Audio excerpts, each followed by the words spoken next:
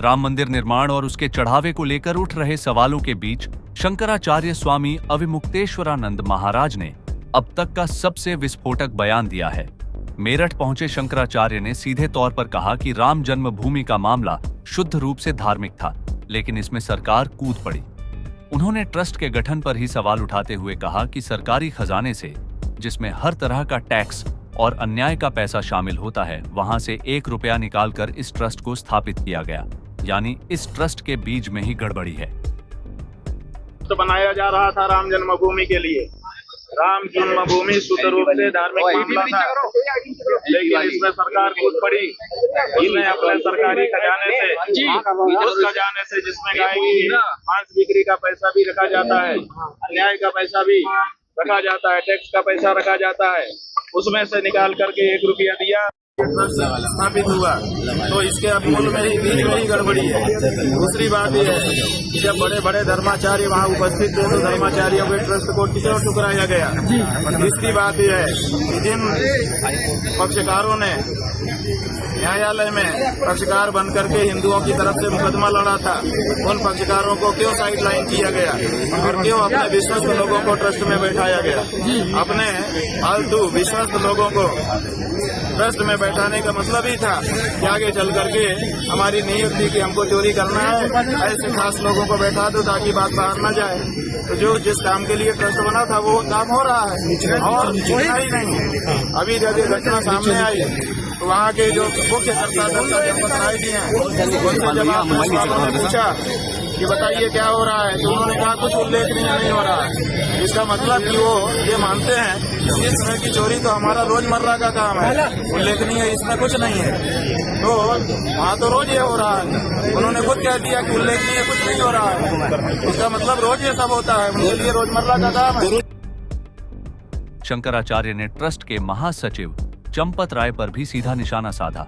उन्होंने कहा कि ट्रस्ट के लोग कहते हैं कि यह हमारे रोजमर्रा का काम है, कुछ उल्लेखनीय नहीं है। इसका सीधा मतलब यह हुआ कि भगवान के दान को वहां रोज इसी तरह चुराया जा रहा है और यह चोरी इस सरकार और ट्रस्ट के लिए कोई मायने नहीं रखती। यही नहीं, शंकराचार्य ने वर्तमान पुलिसिया और एसआईटी जांच को पूरी तरह बोगस करार दिया है।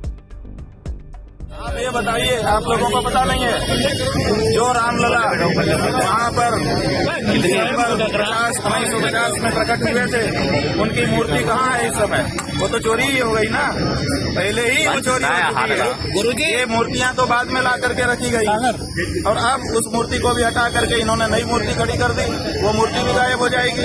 वहाँ तो भगवान राम की चोरी हो चुकी है, आप उसकी बात कर महाराज जी। चंपत राय और जो टिन्नू है उनका ड्राइवर, उसके खिलाफ अभी तक मुकदमा नहीं दर्ज करा रहे हैं। बात यह है कि ये मोबाइल पीछे कराएगा, मोबाइल नीचे करो, वही कहानी बताई। ये बहुत ज्यादा मोबाइल आ रहा नीचे और गाड़ी चोरी हो गए, थाने गया रिपोर्ट लिखवाने और वापस होने लगा। थानेदार ने पूछा रिपोर्ट लिखवाने आए तो क्यों नहीं लिखा रहे हो?